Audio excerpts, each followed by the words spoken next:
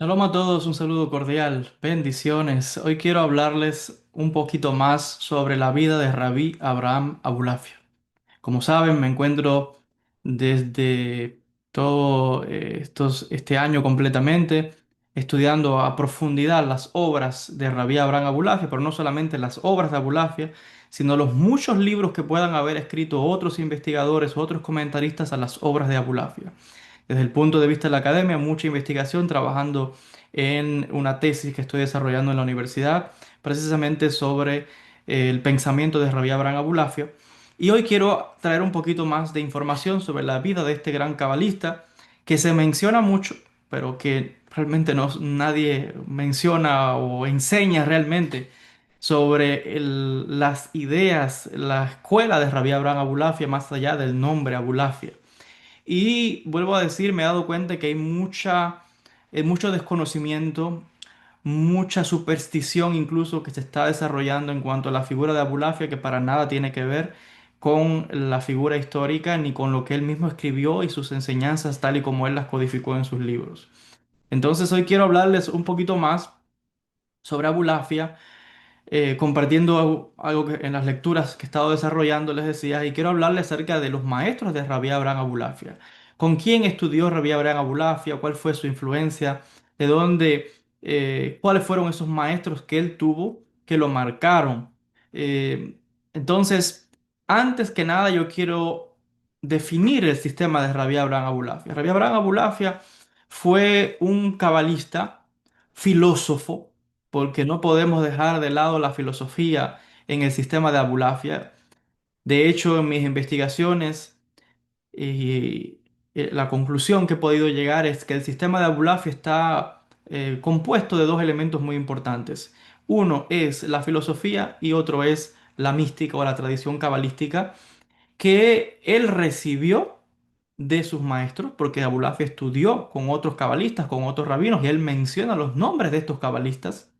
Y también, por supuesto, menciona libros, obras que él ha estudiado, que le influenciaron y que formaron parte de su pensamiento y que luego él tomó estas ideas y digamos que las expandió en su propio sistema de la cábala extática. En mis últimas investigaciones para la tesis universitaria me he dado cuenta incluso de que Abulafia lo que está de alguna manera es reviviendo una tradición esotérica dentro del judaísmo muy antigua, que lo que está es tratando de revivir la práctica de los antiguos maestros de la Merkabá, porque hay que entender que Abulafia estuvo muy influenciado por la literatura del libro de Enoch, la literatura de la Merkabá, la literatura de las Eijalot. Hay una obra muy interesante sobre este tema de la literatura de los Eijalot, que habla sobre este tipo de misticismo. Por acá tengo la obra entre los textos, bueno, la presentaré en algún momento, de una autora que, de hecho, tengo el libro acá, vamos a mostrarlo. Una autora que nos trae este pensamiento, les decía, de Rabbi Abraham Abulafia, aquí está el texto. Esta obra de Vita Daphna Arbel se llama aquellos que, dice, Beholders of Divine Speakers, está en inglés este texto. Dice, aquellos que ven o que contemplan o contempladores de los divinos, de los secretos divinos, misticismo y mito en los Ejalot y la literatura de la Merkabah. Este es un texto muy interesante porque vemos, les decía, en el pensamiento de Abulafia, alguien que está despertando o que está de alguna manera activando las antiguas técnicas de los místicos de la Merkabah, que es tener esa contemplación, esa visión del trono de Dios. Y es lo que Abulafia afirma haber experimentado en esa visión que él tiene en Barcelona, donde él recibe una serie de revelaciones, instrucciones, e incluso, al parecer, en otros momentos de su vida experimentó una serie de visiones que después las escribe en una obra que se llama Sefer Haot, el libro del testimonio, donde él habla de un anciano sentado en un trono que le da instrucciones, donde él recibe una especie de unción, etcétera. Pero bueno, quiero volver ahora a enfocarme y hablarles específicamente, les decía, de los maestros que tuvo Rabí Abraham Abulafia. ¿Con quién estudió Abulafia? ¿De dónde aprendió? ¿Se inventó las cosas del aire? No. Sabemos que Abulafia primeramente es introducido al mundo de la filosofía más allá de la educación que él pudo haber tenido en su niñez. Sabemos que Abulafia nace en 1240 en Zaragoza y se cría en la ciudad de Tudela de Navarra, está cerca de Zaragoza, y en Tudela sabemos que él, pues, la educación primero fue con su padre, que él le enseña, por supuesto, Torá, Talmud, Gemara, el hebreo, y es muy probable también que ahí en Tudela, Abulafia, por supuesto, tuvo que haber tenido la influencia de otros rabinos, ya sea en la sinagoga donde él iba, o hay que decir también que Tudela era una ciudad con grandes eruditos, grandes rabinos, hombres de gran saber, que probablemente debemos de asumir que Abulafia dentro de la comunidad judía tuvo que haber tenido cierta influencia, al menos hasta los 20 años, que es cuando él decide marcharse de ahí, de Tudela, para irse a ese viaje a la Tierra Santa. Entonces, desde el nacimiento hasta los 20 años es considerable, porque a los niños judíos a los 13 años tienen que tener una preparación muy importante para el bar mitzvah, para la lectura en la sinagoga, donde se presenta en la sinagoga, etcétera. Entonces, Abulafia tiene una primera educación de su padre, y yo agregaría además que está implícito que tuvo que haber tenido la influencia de otros rabinos en la sinagoga ahí en Tudela, donde él se congregaría, y la influencia de otros eruditos, porque vuelvo a decir, Tudela ha dado grandes eruditos y rabinos dentro del pensamiento sefardí. Ya en la etapa de adulto de Abulafia, le decía, él se inicia en el mundo de la filosofía. Abulafia no entra en la cábala directamente. Abulafia primero recibe la influencia de la filosofía, y va a ser en Italia, luego que él da ese recorrido hasta la Tierra Santa, llega a la ciudad de Acco, pasa por Grecia, luego llega a Italia. Y es en Italia donde Abulafia, él va a, probablemente en Capua, es donde él va a estudiar filosofía, y su maestro de filosofía va a ser otro rabino. Entonces, ¿quién fue el maestro de filosofía de Abulafia? Va a ser el rabino Hillel de Verona. Rabí Hillel de Verona, que es un rabino que también no es muy conocido, pero sí hay libros que el rabino escribió, comentarios, obras filosóficas que nos han llegado de su mano, y que Abulafia incluso en sus escritos deja ver claramente la influencia de Rabí Hillel de Verona en su pensamiento. Y sobre esto hay una obra muy importante que es La Cábala en Italia, este libro que tengo acá, publicado por el profesor Moshe Idel. Esta obra, La Cábala en Italia, ven que es una obra extensísima, casi 500 páginas, y en este texto, el profesor Moshe Idel pues explica y expande muy bien el pensamiento de Abulafia, y habla de la influencia con ejemplos específicos, citas de los libros de Hillel de Verona con las obras de Abulafia, y mostrando la influencia de su maestro en su discípulo. Y Abulafia admite claramente el estudio de filosofía con Rabí Hillel. Así lo dice Abulafia directamente en sus obras. Entonces tenemos que maestro de Abulafia en la filosofía, y dentro de la filosofía, que cuando hablamos de filosofía, por supuesto, hay que entender que la filosofía judía tiene la influencia del mundo árabe, porque la filosofía llega al mundo judío a través del árabe, porque las comunidades judías hablaban árabe, su cultura era el árabe en Andalucía, y de ahí se extiende a otras partes de la península ibérica y llega hasta el norte de España, y se expande a otras partes, se extiende a Italia, el Imperio Bizantino, etcétera. Pero todo el desarrollo que hicieron los grandes filósofos islámicos. Entonces, con esto quiero decir que la influencia que se ve en el pensamiento de Abulafia, por supuesto, además de hablar de Aristóteles, Platón, los filósofos clásicos, es una filosofía que ya viene filtrada por el pensamiento árabe, por el pensamiento islámico. Y es una filosofía que, por supuesto, tiene la influencia de Al-Farabi, que tiene la influencia de Averroes, y por supuesto, la contraparte en el mundo judío va a ser Rabbi Moshe ben Maimónides. Y ya sabemos que el estudio de Morene Bujén, el Guía de los Perplejos, esta obra tan importante de filosofía de Maimónides, va a tener una influencia marcada en Abulafia, donde ya sabemos que Abulafia pues estudia una y otra vez, muchas veces este texto, y la razón de ello es que hay que entender algo. En esa época, cuando hablamos de filosofía, no es como hoy que pensamos que filosofía es una ciencia aparte, pura y que no indaga en otras ramas. No es así en esta época, en el siglo XIII. De hecho, hay que decir que en el siglo XIII se había desarrollado ya en el sur de España y luego esto se va extendiendo a Italia, como le decía, a otras partes del norte de África y del Imperio Bizantino. Se va a ir desarrollando una especie de filosofía mística. Y esto lo vemos en el mundo árabe, en el mundo islámico, que es donde a través del cual llega luego la filosofía del mundo judío.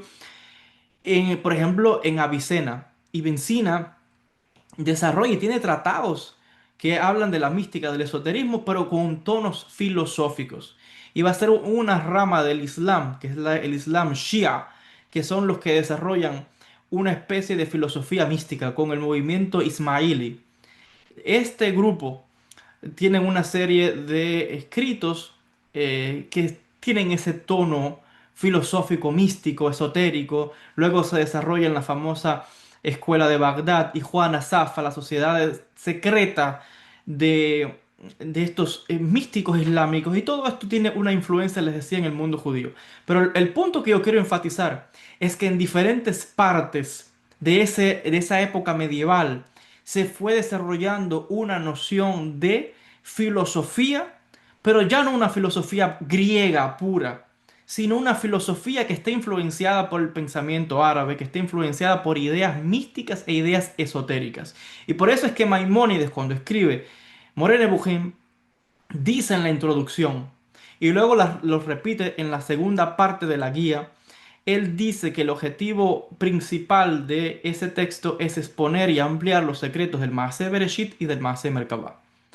Hay que entender también que para esta época es que empieza a desarrollarse ese concepto de lo que nosotros llamamos hoy y conocemos como Kabbalah o Cábala, que la palabra Kabbalah no hacía en tiempo antiguo, digamos que en el siglo primero o en la época del Talmud, de la Mishnah, estamos hablando del año 200, 300 de nuestra era, no hacía Kabbalah no hacía referencia únicamente a lo que entendemos hoy por Kabbalah como misticismo, no, Kabbalah significa recibir tradición oral, y tradición oral es el Talmud, es la Mishnah, es, luego se va a poner por escrito la Gemara, los debates, pero bueno, esos Midrashim también eran enseñanzas orales.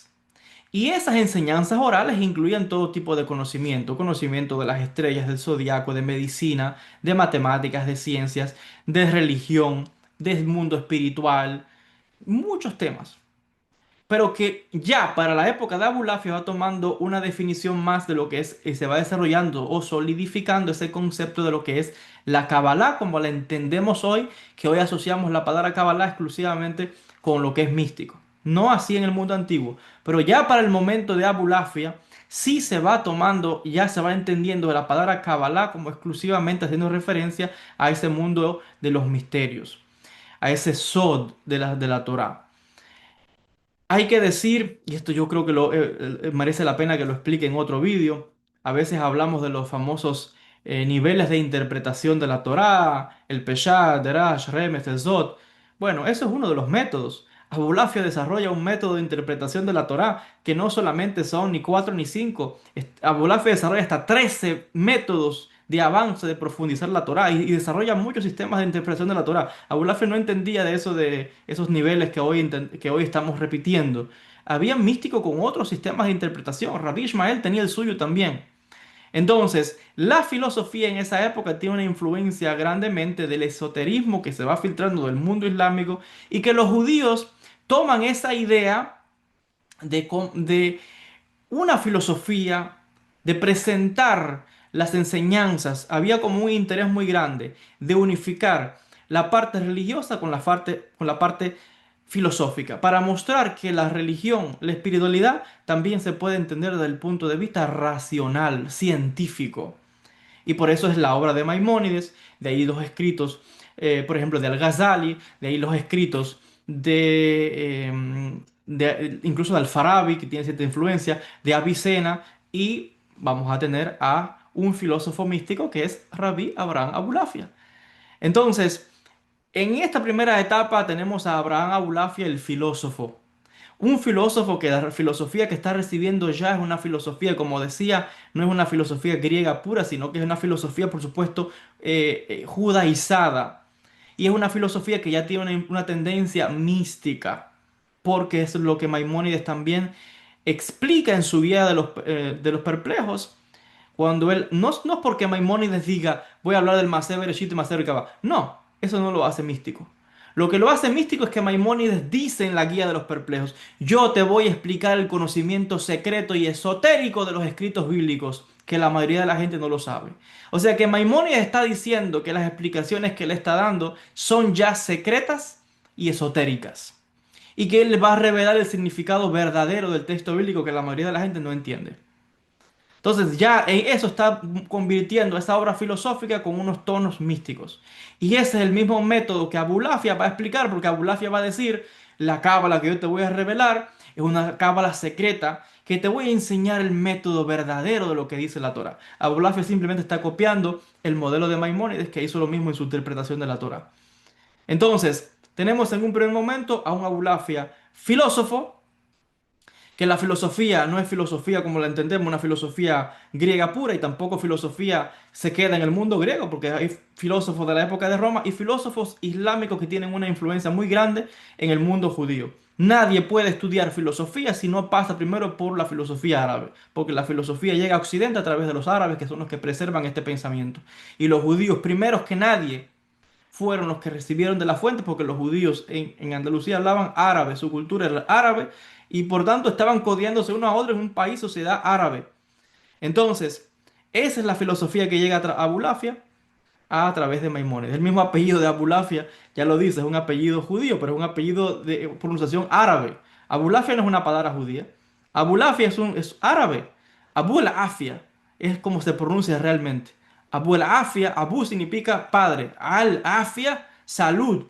Padre de la salud. ¿Qué está indicando? El apellido de Abulafia está indicando que es un apellido de origen árabe, que es probable que su familia originalmente no sea de Zaragoza, sino que venga de Andalucía. Y si era de Zaragoza, pues eran de judíos que venían de cultura árabe. No podemos olvidarnos que cuando Abulafia nace en el año 1240, hacía menos de 100 años que Zaragoza había caído bajo las manos cristianas.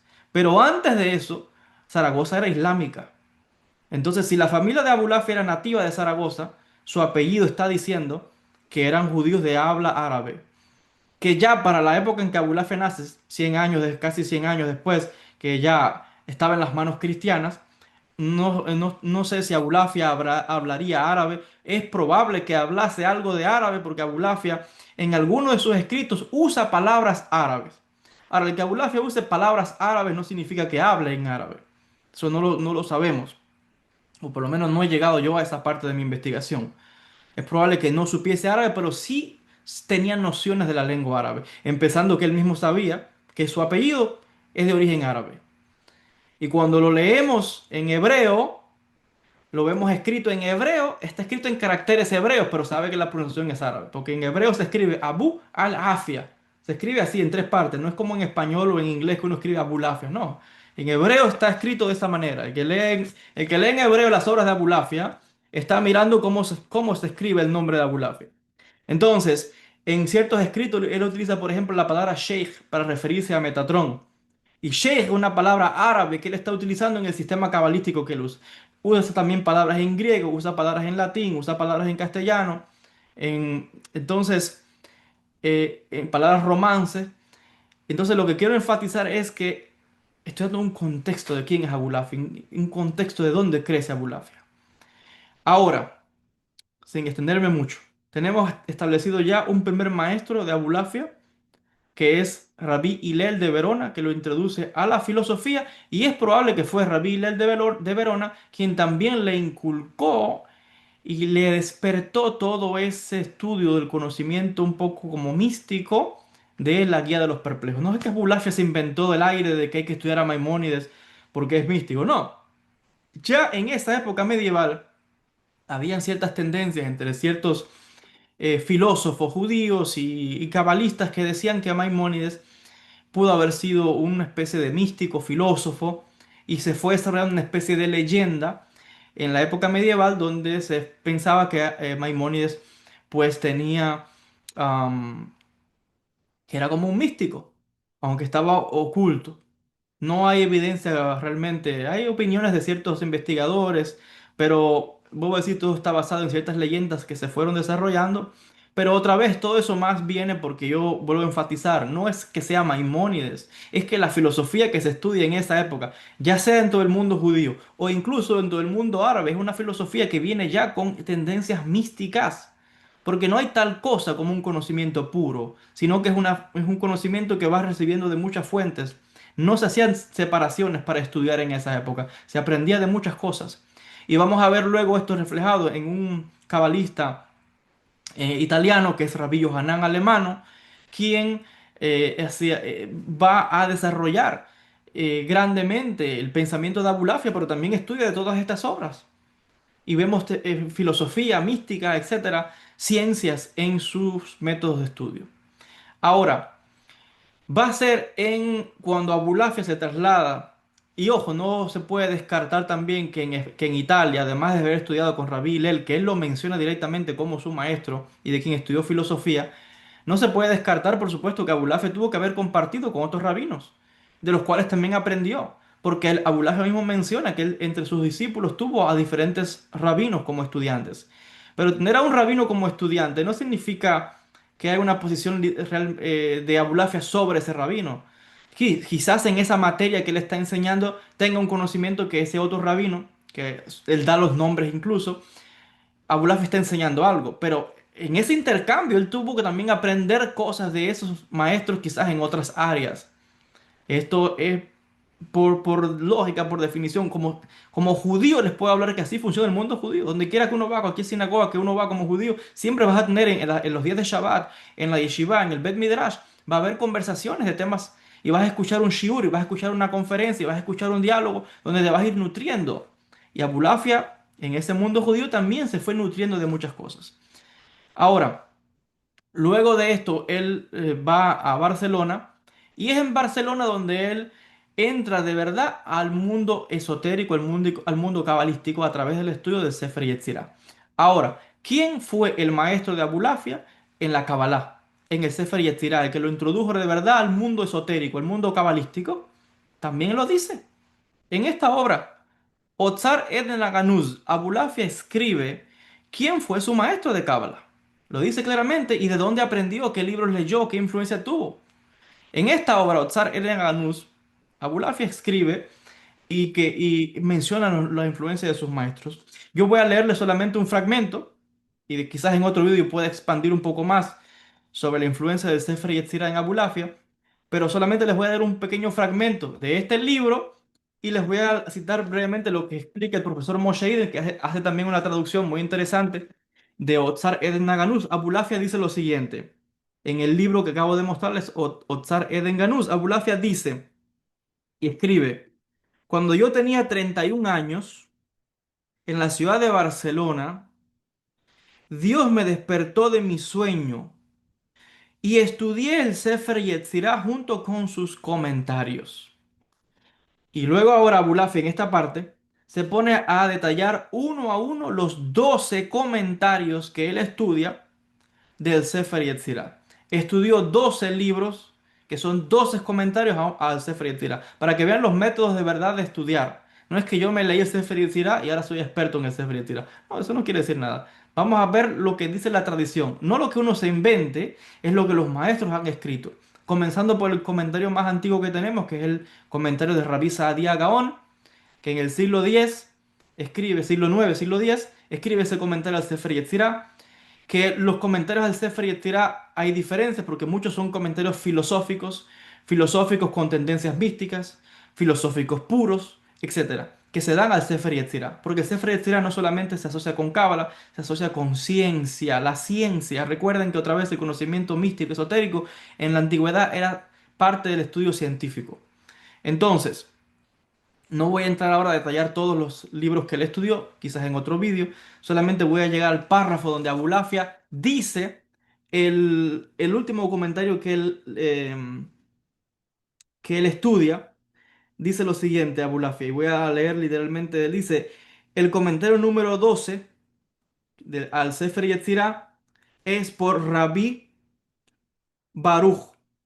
¿Quién es Rabí Baruch? Rabí Baruch Togarmi. Dice, dice Abulafia, el comentario número 12 que él estudió fue por Rabí Baruch, mi maestro y mi señor, quien también lo interpretó y está completado, está hecho en su totalidad de acuerdo con gematria, notaricón, combinaciones de letras y permutaciones, junto con todas las maneras del Sefer Yetzirah. Entonces, Abulafia está diciendo claramente el nombre de su maestro en Cábala. ¿Quién fue su maestro? Rabbi Baruch Togarmi. Y no es el único pasaje, en muchas otras de las obras de Abulafia menciona literalmente a mi maestro Rabbi Baruch, mi maestro Rabbi Baruch Togarmi, mi maestro, mi maestro, mi maestro. Él está mostrando quién fue su maestro en Cábala, que es Rabbi Baruch Togarmi. Rabbi Baruch Togarmi, eso es otro tema para otro vídeo, explicar quién fue Rabbi Baruch Togarmi. El nombre lo dice Togarma, venía del este y que es uno de esos místicos un poco ocultos también que se establecen en Barcelona. Es una figura influyente. No solamente escribió el comentario al Sefer Yetzirah, escribió otros textos, etcétera. Y Abulafia lo menciona mucho. Ahora, estamos viendo que el comentario al Sefer Yetzirah de Rabbi Baruch Togarmi, que es el maestro de Abulafia, podemos ver ahí ya las tendencias que desarrolla Abulafia, porque dice que este cabalista, Rabbi Baruch Togarmi, tenía conocimientos de gematria, notaricón, combinación de letras, permutaciones, con todas las maneras del Sefer Yetzirah. Esos son los mismos métodos que Abulafia desarrolla. Combinación de letras, gematria, notaricón, todos esos temas. Es la misma influencia que tiene Abulafia. Entonces, como yo les decía al inicio de este vídeo, Abulafia lo que está es siguiendo los pasos de sus maestros, reviviendo una tradición que luego él la está expandiendo con sus propias revelaciones, pero que las está basando en la tradición que ya está establecida. Abulafia no está cortando con la tradición mística. Abulafia está estableciendo su pensamiento en base a otros maestros, en base a lo que ya se conoce de la Cábala. Si Abulafia fuese a inventar algo nuevo, yo le aseguro que no hubiera tenido ningún discípulo que lo hubiera seguido. Lo que es más, cuando leemos quiénes fueron los estudiantes de Abulafia, todos los estudiantes de Abulafia eran rabinos. No tuvo ningún discípulo que fuera una persona normal o un judío de a pie. Cuando uno lee que él mismo escribe de su puño y letra, le di clases a fulano de tal, dice siempre Rabí Baruch, Rabí tal. Siempre son sus discípulos rabinos y algunos de élite, algunos grandes alajistas, algunos otros cabalistas. Entonces, con esto quiere decir que ninguno de esos grandes rabinos que estudiaron con él hubiera estudiado con Abulafia y Abulafia estuviera inventándose algo de la nada. No, seguían a Abulafia porque primeramente ven que era un genio. El hombre sabía, experto en las diferentes áreas de la Torá. Porque estos otros que estudiaron con él también eran rabinos. Y para ser rabino hay que estudiar bastante. Y más en esa época hay que de verdad ser dotado. Y estamos viendo entonces que Abulafia era una persona muy dotada de grandes conocimientos, de gran sabiduría, muy agudo en sus conocimientos, pero que está basando sus enseñanzas en la tradición de la Kabbalah. Porque esos otros rabinos también estudiaban esos libros, también conocían esos comentarios, que en otros videos los voy a explicar y hablar de dónde están esos comentarios que Abulafia cita, la influencia de los libros que él se leyó en ese comentario al Sefer Yetzirah, de la obra de Rabbi Yehuda Hasid, de Rabbi Elazar de Worms, el comentario de Nachmanides, etcétera. Pero estamos viendo que él está identificando claramente a sus maestros. En filosofía su maestro fue Rabbi Hillel de Verona, la estudió en Italia.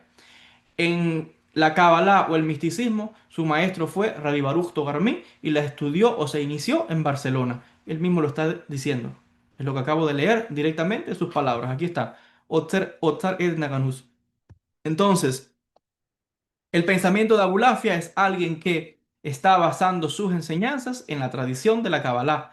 Porque él mismo recibe, y de hecho él lo dice en otros escritos, y yo los voy a leer, los voy a traer. Abulafia está diciendo, yo recibí unas cabalot, dice él. O sea, él recibió oralmente enseñanzas de otros maestros.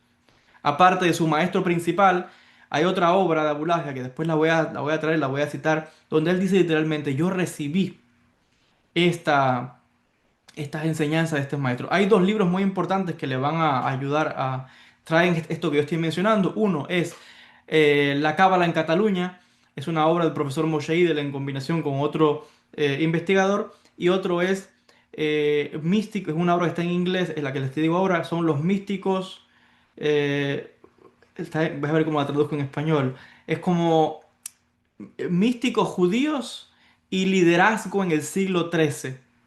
Hay un artículo ahí del profesor Moshe Idel, entre otros artículos de otros investigadores, donde él habla esto que yo estoy citando, donde Abulafia dice, yo recibí oralmente las enseñanzas de otros cabalistas.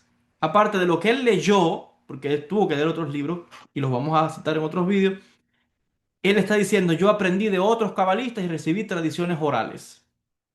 Entonces, estamos entendiendo que Abulafia está estudiando, como yo le decía, tiene un intercambio con otros cabalistas de los cuales él se está nutriendo y está reconociendo que su sabiduría viene de lo que aprendió de otros cabalistas y de otros rabinos, y en otras instancias literalmente dice el nombre, como en este caso el nombre de su maestro de cábala, que fue Rabbi Baruch Togarmí, y su maestro de filosofía, Rabí Hillel de Verona. Esto no es interpretación de los investigadores, esto es lo que Abulafia ha escrito directamente con su puño y letra en sus libros, donde identifica claramente a sus maestros y dice de dónde vienen sus enseñanzas. Ahora, ¿por qué hace eso Abulafia? ¿Por qué él tiene que escribir y decir, este es mi maestro, yo estudié con fulano de tal, yo estudié tantos libros, me estudié este libro con este nombre así, así, asado, y yo recibí una enseñanza en tal lado y estudié en tal ciudad y así? ¿Por qué creen que Abulafia escribió esos detalles? Porque quería escribir un diario. No. Eso es muy importante porque dentro de la tradición judía, dentro del mundo judío, igual que dentro también del mundo islámico y dentro igual que es hoy día en la academia, la persona tiene que decir de dónde usted sacó su conocimiento, quién le enseñó a usted, de dónde aprendió, de usted de dónde viene, de dónde aprendió lo que usted sabe. Porque eso te da a la persona una posición, un estatus dentro de la comunidad judía y dentro de la comunidad de cabalistas. ¿Con quién estudió, con quién aprendió? Abulafia entra en una serie de polémicas, como saben, con otro cabalista, que fue el rabino principal de Barcelona después de la muerte de Nachmanides, cuando Nachmanides se tiene que marchar a Tierra Santa, después de los debates en 1260 y algo que tiene en la ciudad de Barcelona, el que asume digamos que el rol principal de rabino de la ciudad va a ser Rabbi Shlomo Ibn Adret. Rabbi Shlomo Ibn Adret es un cabalista, pero además de cabalista, como ustedes saben, los cabalistas no es un título que tú tengas, yo soy cabalista, un título, eso no existe. Cabalista es una persona que es un rabino.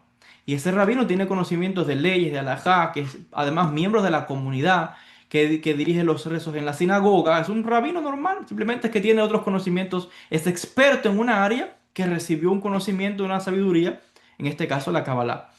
Y es un debate que Abulafia tiene con este otro rabino de Barcelona, el rabino Shlomo Ibn Adret, que Abulafia tuvo que haberlo quizás conocido cuando estuvo en Barcelona, y que sabemos que tiene, luego Abulafia tiene unos roces con él, y es un debate entre cabalistas, solo que pertenecían a escuelas diferentes, porque Shlomo Ibn Adret pertenecía a la escuela de la cábala de la cábala de la Sefirot, o sea, la cábala que se dedica al estudio del árbol de la vida, que se desarrolla en Girona y en Barcelona, pero en la misma ciudad de Barcelona, lo que la gente no sabe es que habían otras muchas corrientes de otras escuelas que operaban allí.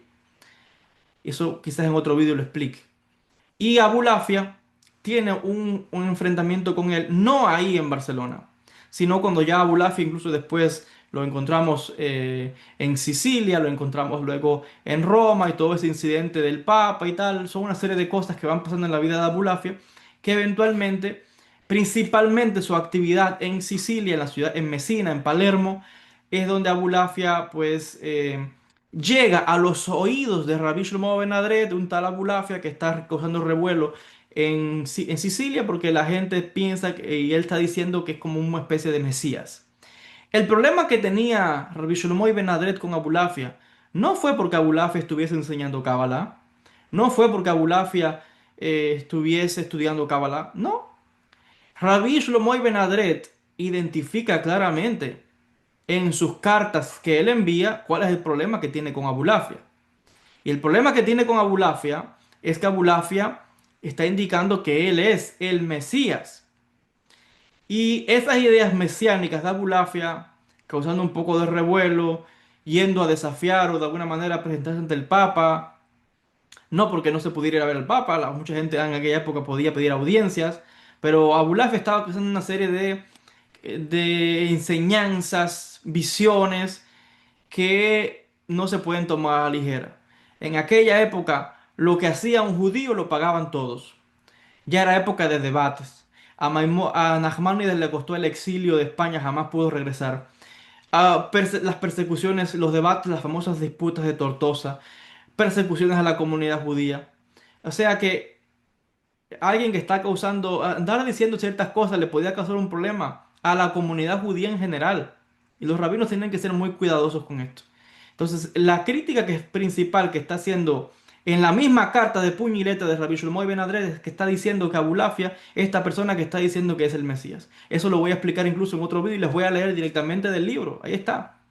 Cuando usted busca en las obras de Abulafia, en la introducción de la obra, ahí es Haolam Abba, ahí está la introducción. Ahí vienen los citados de Shlomo Ibn Adret y de otros cabalistas que también critican a Abulafia.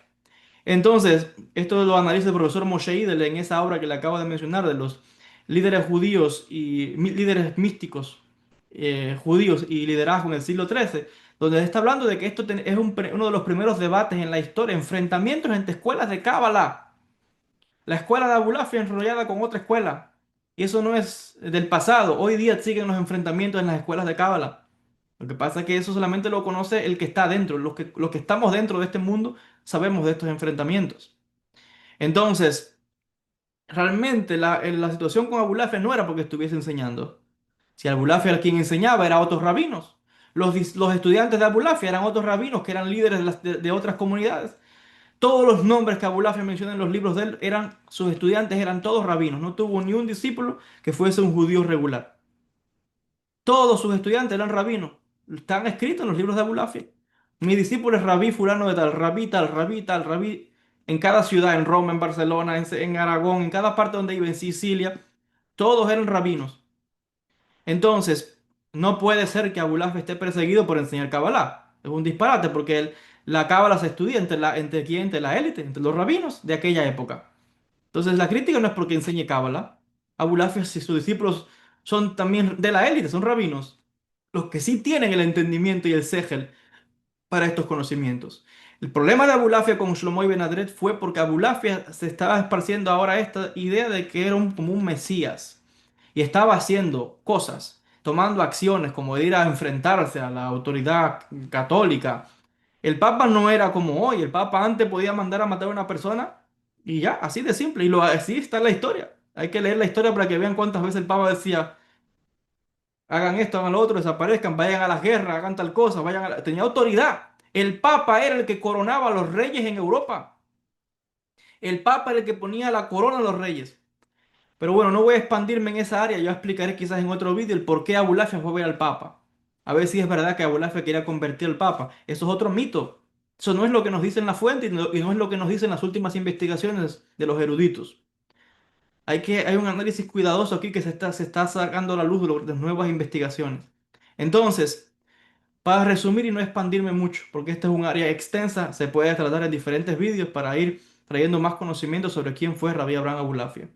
Su maestro en filosofía, Rabbi Hillel de Verona, podemos deducir que tuvo que haber no solamente leído la Guía de los Perplejos, tuvo que haberse, por supuesto, para ser filósofo, porque primero se identifica como filósofo, tuvo que haber estudiado el pensamiento de Aristóteles, de Platón, leído otras obras de filosofía, la influencia de Alfarabi, la influencia de Averroes, solamente que lo que más menciona el que enseñaba era la Guía de los Perplejos, de Morene Bujín, pero él tuvo que haber estudiado otras obras con Rabbi Hillel de Verona en el mundo de la filosofía y que tuvo que haber tenido intercambio con otros rabinos y otros filósofos, aunque quizás no lo dejó por escrito, pero es por lógica, porque ese es el ambiente de las comunidades judías hasta el día de hoy. Que en Kabbalah su maestro fue Rabbi Baruch Togarmí. Y sabemos que estudió con otros maestros que no lo menciona, pero él dice, yo recibí tradiciones oral, cabalot, orales, porque la Kabbalah la dice por definición, la Kabbalah es oral. Ahora es que se escriben, o en aquella época que se empezaron a escribir libros, pero todo es oral. yo aprendí, yo escuché en el discurso de un rabino, en el shur de un rabino, en una conversación, en una clase. Y Abulafia dice, yo aprendí y recibí otras tradiciones orales, otras las aprendí de mi maestro, Rabbi Baruch Togarmí, y otras las leyó él en los libros, porque también uno expande el conocimiento en libros. Entonces, toda la cábala de Abulafia está basada no en un invento, sino en la tradición. Y por eso es que sus discípulos eran todos rabinos, eruditos, que iban a estudiar con una persona que saben que era una persona capacitada y preparada por otros rabinos, por otros cabalistas, una persona establecida dentro de la comunidad judía. Si no, nadie lo iba a seguir y nadie iba a estudiar el pensamiento de Abulafia. Que su problema y su persecución luego fue por las ideas casi de que pensarse como un mesías, no porque enseñase cábala, porque Abulafia otra vez, con quien enseñaba, quien compartía, no era con mucha gente, eran cuatro o cinco personas, siete, algunas veces dice que tenía hasta siete, algunos mencionan 10, 12, pero no siempre, mayormente eran grupos pequeños, eso no es mucha gente, y otra vez todos los que estudiaron con él, dice siempre mis discípulos, fulano de tal, rabí, rabí, rabí, todos eran rabinos. Entonces su persecución no es por enseñar Kabbalah, el problema el problema acá es por las ideas por declararse, la gente empezó a verlo como un mesías y él empezar a hacer cosas, de ir a hablar, a presentarse ante el Papa, y tuvo debates, Abulafia tuvo debates con los franciscanos, es otro tema que estoy estudiando ahora, los debates con los franciscanos. Hay una idea aquí que estoy también estudiando que es la influencia de Joaquín de Fiore, que fue otro místico que fundó una orden en el sur de Italia, que hay quien afirma que hay una influencia de este místico cristiano en el pensamiento de Abulafia, que Abulafia está haciendo una serie de acciones parecidas dentro del mundo judío, pero con una influencia de este otro místico apocalíptico cristiano, Joaquín de Fiore. Es la opinión de algunos investigadores. Yo sigo avanzando en esa área. Entonces, el punto es que Abulafia está, su sistema está dentro de la tradición esotérica, mística, cabalística establecida. El hombre no está inventando nada del aire. Sus técnicas de meditación, lo hablaré en otro momento, están influenciadas por Rabbi Elazar de Worms.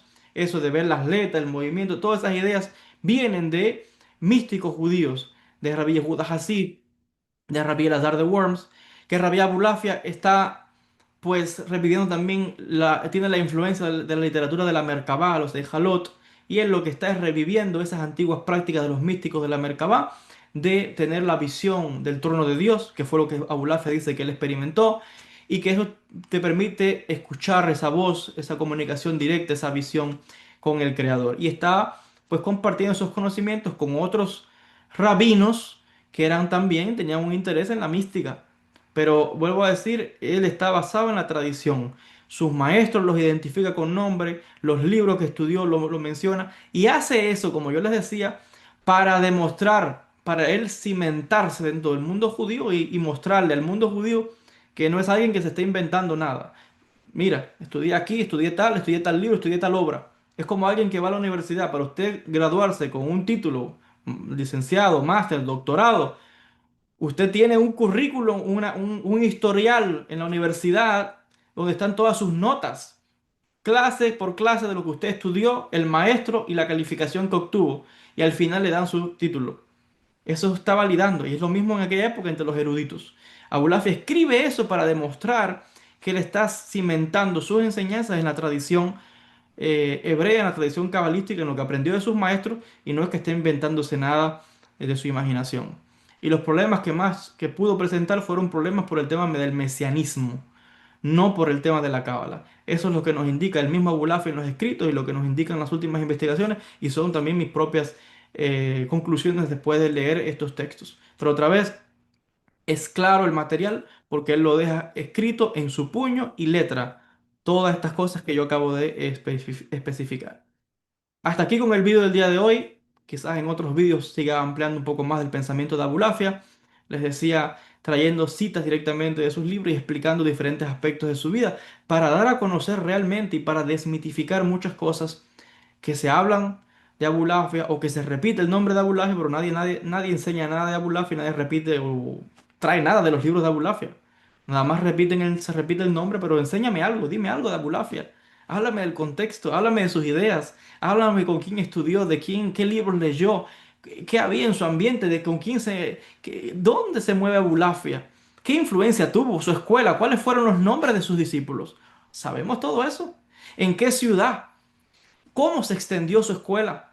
La influencia que tuvo en el mundo bizantino, la influencia de cómo la escuela de Abulafia luego se desarrolla en Jerusalén con Rabbi Yehuda al-Botini, en la ciudad de Hebrón, también en la Galilea, con diferentes maestros, Rabbi Shem Tov, por ejemplo.